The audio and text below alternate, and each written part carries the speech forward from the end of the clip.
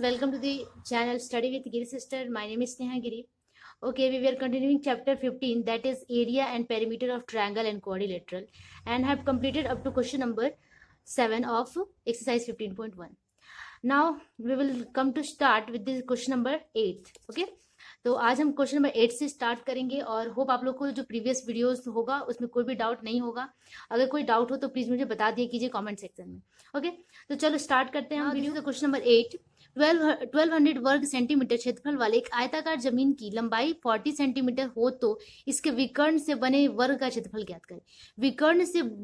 विकर्ण पर बने वर्ग का क्षेत्रफल हमें ज्ञात करना है. इसका मतलब विकर्ण का अगर हमें लेंथ पता हो जाएगा, विकर्ण मतलब कि डायगोनल का लेंथ अगर हमें पता हो जाएगा तो हम उस पर जो वर्ग बनेगा दैट मीन्स स्क्वायर बनेगा, उसका एरिया हम इजिली निकाल सकते हैं. क्योंकि अगर एक भुजा हमें पता होती है, एक साइड पता होता है किसी भी वर्ग का, तो हम उसका पूरा क्षेत्रफल या एरिया फाइंड कर लेते हैं इजिली.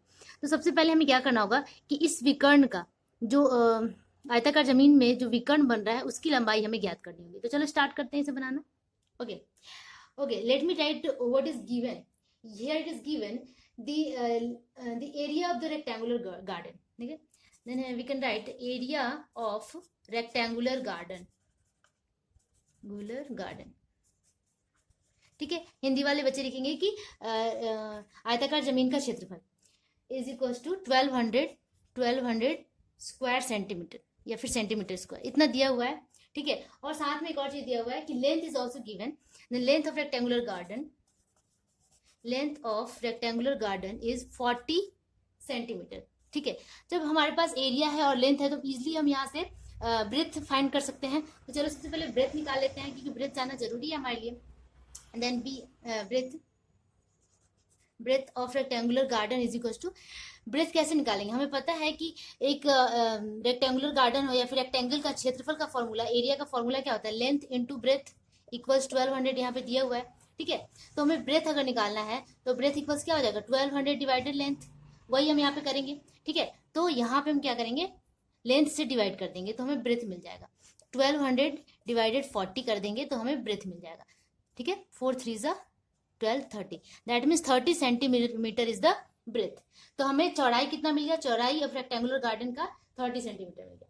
ठीक है, अब लेंथ ऑफ डायगोनल हमें निकालना है. अगर रेक्टेंगुलर गार्डन इस तरीके से है और इस गार्डन पे एक वर्ग बना हुआ है, और उस वर्ग का हमें क्या करना है, क्षेत्रफल फाइंड करना है. तो सबसे पहले हमें क्या करना होगा, इसका विकर्ण या फिर डायगोनल हमें निकालना होगा. तो let's find the diagonal of rectangular garden equals. Diagonal कैसे निकालेंगे, डायगोनल आपको पता है कि अगर इस तरीके का फिगर है, ये रेक्टेंगुलर गार्डन है, तो यहाँ पे लेंथ दिया है 40 और ये ब्रेथ दिया है 30. देन ये डायगोनल हम कैसे फाइंड करते हैं, बाय द पाइथागोरस थ्योरम. जब भी हाइपोटेनस फाइंड करना होगा, ये सबसे लंबी भुजा को हाइपोटेनस कहा जाता है जो कि डायगोनल है यहाँ पे. तो इस तरीके से जब भी हाइपोटेनस फाइंड करना होता है तो हम क्या लगा देते हैं, पाइथागोरस थ्योरम, जिसमें length hypotenuse square is equal to length square plus breadth square.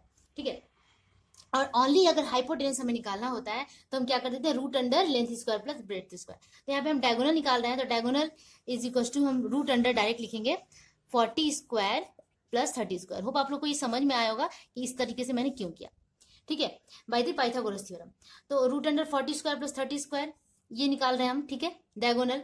तो 40 का स्क्वायर 1600 और 30 का स्क्वायर हो जाता है 900. दैट मीन्स हो गया कितना, 2500. Root under 2500 that means 50 centimetre आ गया. ठीक है, 2500 का रूट अगर निकालो तो 50 आता है 50 सेंटीमीटर, मतलब कि डायगोनल हमारे पास कितना आ गया, 50 सेंटीमीटर. अब इस डायगोनल से हमें क्या फॉर्म करना था, एक स्क्वायर फॉर्म करना था. ठीक है, और उस स्क्वायर का हमें एरिया फाइंड करना था. बस, बहुत अच्छा, इजी है. अब इसको इस डायगोनल पे ही, मतलब कि इस तरीके का अगर वो है और इसी डायगोनल पे एक क्या है, एक इस तरीके का फिगर है, एक वर्ग है, तो इस वर्ग का हमें क्षेत्रफल ज्ञात करना है. तो हमारे पास वर्ग की एक भुजा तो मिल गई. Now this is the side of square या फिर वर्ग की एक भुजा equals 50 centimetre. Now we can write area of square land या फिर area of square formed by diagonal भी लिख सकते हैं क्योंकि लास्ट क्वेश्चन में यही पूछ रहा है. तो हम क्या लिखेंगे, area of square formed by diagonal. ठीक है, area of square formed by diagonal मतलब कि विकर्ण पर बने वर्ग का क्षेत्रफल, ठीक है, इक्वल्स एरिया का मतलब साइड मल्टीप्लाई साइड या 50 मल्टीप्लाई 50 हम लिख सकते हैं, है ना। फॉर्मूला ये होता है कि साइड भुजा गुने भुजा या फिर side multiply side, that is 2500 centimetre square. तो यही हो गया आपका क्या, area of square found by the diagonal, ये आपका आंसर है रिक्वायर्ड, ठीक है। तो क्वेश्चन नंबर 8 इसी तरीके से बनेगा। Let's move to the next question number 9। Okay, तो क्वेश्चन नंबर 9 देखिए क्या है। एक घर की लंबाई 4 मीटर, चौड़ाई 6 मीटर और ऊंचाई 4 मीटर है। घर में 3 दरवाजे हैं, मतलब कि घर की लंबाई चौड़ाई और ऊंचाई दे दिया है। घर में 3 दरवाजे हैं जिनमें से प्रत्येक का आकार 1.5 मल्टीप्लाई 1 है। इसका मतलब कि जो दरवाजा है वो कैसा है, रेक्टेंगुलर शेप में है, आयताकार है। तो आयत का लंबाई मल्टीप्लाई चौड़ाई, मतलब इसका एरिया तो दे दिया है, ठीक है। जिसमें 3 दरवाजे हैं, तीनों का ईच, मतलब कि सभी का माप यही है, ईच का यही माप है। 4 खिड़कियां हैं, 4 विंडोज है, जिसमें प्रत्येक का आकार कितना दे दिया है, 1.2 मल्टीप्लाई 1। मतलब ये भी क्या है, ये भी आयताकार है, ये भी रेक्टेंगुलर इन शेप है, और इसका भी एक तरीके से पूरा एरिया दे दिया है। तो यहाँ पे कितने हैं, 4 खिड़कियां हैं, तो एक का अगर इतना है तो 4 का कितना होगा, ये हम यहाँ से निकाल सकते हैं, ठीक है। घर के चारों दीवारों का पर प्रति वर्ग मीटर अगर 70 रुपए की दर से रंगीन कागज लगाने का कुल खर्चा कितना आएगा। आप देखो कि कोई भी घर हो तो उसकी खिड़की पे या फिर दरवाजे पे कोई रंगीन कागज नहीं लगाया जाता है। इसका मतलब क्या है कि ये जो खिड़की का एरिया है और दरवाजे का एरिया है, दोनों को माइनस कर देंगे और पूरे घर में रंगीन कागज लगाएंगे। इसका मतलब टोटल एरिया निकाल करके ये दोनों एरिया अगर हम माइनस कर देते हैं, खिड़की और दरवाजों का, जितनी भी खिड़कियां हैं और जितने भी दरवाजे हैं, तो जो मेन हमारा एरिया निकलेगा उसी पे हमें पुताई करनी है या फिर रंगीन कागज लगाना है। तो उसको क्या करेंगे, 70 रुपीज प्रति वर्ग मीटर की दर से अगर लगता है तो टोटल खर्चा हम इजिली यहाँ से निकाल सकते हैं, ठीक है। होप आप लोग को ये पूरा क्वेश्चन समझ में आ गया। अब चलो करते हैं हम लोग सोल्यूशन। ओके, तो वीडियो की सबसे जो फर्स्ट वाला वीडियो था, इंट्रोडक्शन था, उसमें मैंने सबका फॉर्मूला लिखा दिया था। यहाँ पे एक फॉर्मूला लगेगा आप लोग का कि area 4 walls of a house, मतलब कि घर के चारों दीवारों का क्षेत्रफल। तो उसका क्षेत्रफल हम सबसे पहले निकालेंगे, घर के चारों दीवारों का। घर में जो जो चीजें दी हुई हैं वो पहले लिख लेंगे कि लेंथ ब्रेथ एंड हाइट। यहाँ पे दिया हुआ है given length breadth and height equals of house equals कितना कितना दिया हुआ है, 4 metre 6 metre and 4 metre, 4 6 and 4 ही है ना, 4 metre 6 metre and 4 metre respectively, ठीक है। तो इतना इतना ये दिया हुआ है, ये हमने यहाँ से लिख लिया।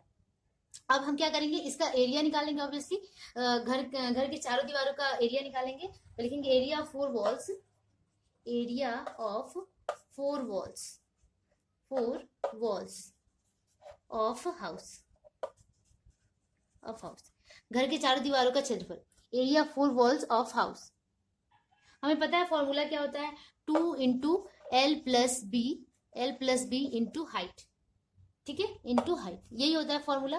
तो 2 into length plus breadth, length है 4, ब्रेथ है 6, मल्टीप्लाई हाइट है 4, ठीक है। अब इसको कर देते हैं, 4 प्लस 6 कितना हो गया, 10, 10 multiply 2 20 and 20 multiply 4, that means कितना आ गया, 20 मल्टीप्लाई 4, दैट इज आ गया ये 80 स्क्वायर मीटर, 80 मीटर स्क्वायर या स्क्वायर मीटर, ठीक है। तो 80 मीटर स्क्वायर हमने इसको लिख लिया।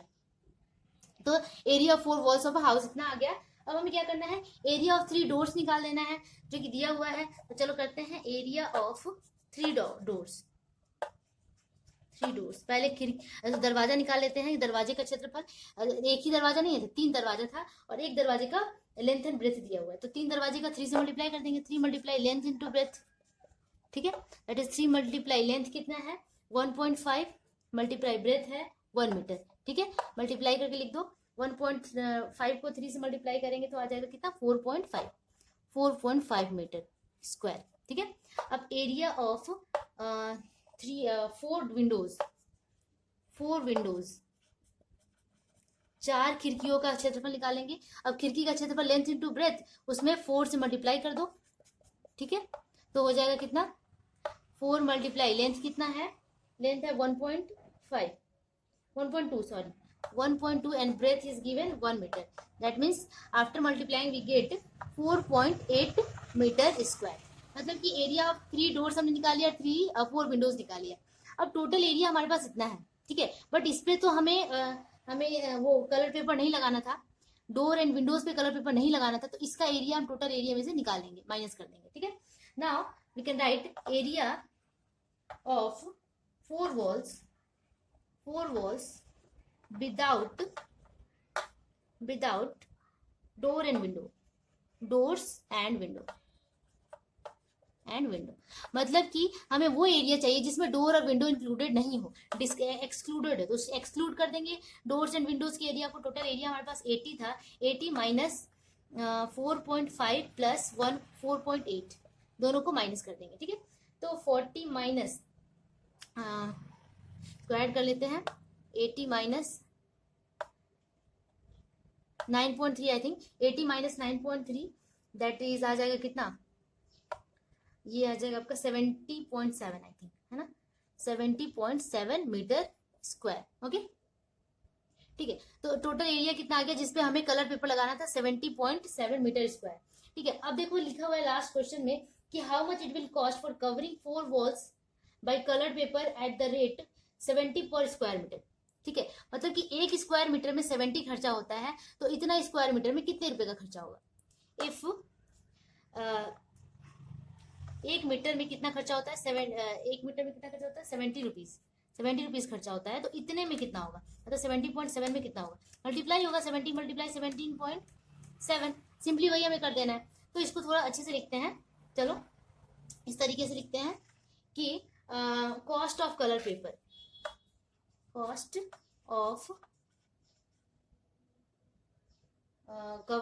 फॉर कवरिंग कलर पेपर, ठीक है। कलर पेपर से कवर करने पे कितना कॉस्ट लगेगा, टोटल एक वर्ग मीटर में अगर कॉस्ट करते हैं तो 70 रुपीज लगता है, तो इतने में कितना लगेगा, दिस मल्टीप्लाई 70.7, ठीक है। डायरेक्ट मल्टीप्लाई कर सकते हैं हम, अब इसको मल्टीप्लाई कर लेना simply, that is we get 4949, I think 4949 rupees, तो इतना रुपया लगेगा, ठीक है। तो यही आपका कॉस्ट आ गया। तो इसी तरीके से क्वेश्चन नंबर 9 हम से कर सकते हैं, बहुत इजी है, कुछ भी टफ नहीं है, फॉर्मूला अगर आए तो सब कुछ बन जाता है। तो चलो अब नेक्स्ट क्वेश्चन पे मूव करते हैं, क्वेश्चन नंबर 10। ना क्वेश्चन नंबर 10 को देखिए, एक घर के चारों दीवारों का क्षेत्रफल 42 वर्ग मीटर है, मतलब कि चारों दीवारों का क्षेत्रफल दे दिया है, फर्श का क्षेत्रफल भी दे दिया अलग से, फर्श का क्षेत्रफल नीचे का जो फर्श होता है उसका क्षेत्रफल, चारों दीवारों का क्षेत्रफल, चारों तरफ से दीवार होती है, फर्श नीचे का होता है, 12 वर्ग मीटर है। तो घर की लंबाई अगर 4 मीटर हो तो घर की ऊंचाई कितनी है, ये हमें फाइंड करना है। चलो फाइंड करते हैं इसे। Okay, now it is given area of the floor, okay, area of floor equals for area of the floor is 12 metre square, okay. और हमारे पास एक और चीज दिया हुआ, length of the house also, and length of house it is given 4 metre. अगर लेंथ है तो एरिया का फॉर्मूला क्या होता है, l multiply b, length into breadth is equal to 12 metre square, and length is also given, and length की जगह पे 4 पुट कर दो, breadth is equal to 12 metre square, that means we will get a breadth from here, breadth is equal to 12 divided 4, that is 3 metre square. तो breath हमें कितना मिल गया, 3 metre square. अब यहाँ से हमें ब्रेथ मिल गया। एक और चीज यहाँ पे दिया हुआ है कि चारों दीवारों, 4 walls, area of 4 walls of a house. Now it is given again area of 4 walls of house equals 42 metre square. अब हमें पता है कि एरिया ऑफ 4 वॉल्स का फॉर्मूला क्या होता है, 2 into l plus b multiply height is equal to 42। अब जो हमारे पास है वो लिखेंगे, और यहाँ से हमें हाइट फाइंड करना है, क्योंकि लास्ट क्वेश्चन ये बोला what is the height of the house, ठीक है।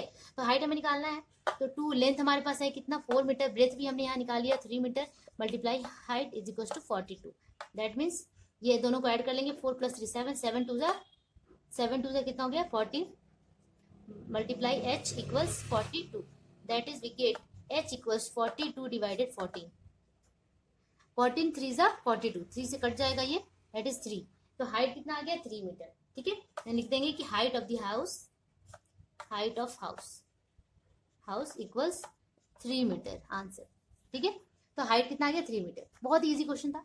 तो चलो अब करते हैं मूव नेक्स्ट क्वेश्चन नंबर 11 पे। ओके, अब 11 नंबर क्वेश्चन देखते हैं। सुजाता को 84 वर्ग सेंटीमीटर क्षेत्रफल वाले कागज पर चित्र बनाना है। ठीक है, 84 वर्ग सेंटीमीटर का एक कागज लिया उसने, उसको ड्राइंग करना है। कागज की लंबाई और चौड़ाई का अंतर 5 सेंटीमीटर है, मतलब कि लेंथ माइनस ब्रेथ 5 सेंटीमीटर दिया है। तो सुजाता की कागज की परिसीमा दैट मीन्स पेरीमीटर कितना है, ये हमें फाइंड करना है। तो चलो इसे करते हैं। ओके, तो सबसे पहले क्या कर लेते हैं कि difference of length and breadth दिया हुआ है। It is given the difference between length and breadth equals 5। ठीक है, तो let us suppose length is l and breadth is b, that is l minus b equals 5। It is given. यहाँ से हम length या ब्रेथ कुछ भी find कर सकते हैं। ठीक है, तो चलो हम लेंथ फाइंड कर लेते हैं। लेंथ इक्वल्स कितना हो जाएगा, 5 प्लस बी। ठीक है, तो लेंथ इतना हमारा आ गया। नाउ इसके बाद हम क्या करते हैं, area of the paper is also given.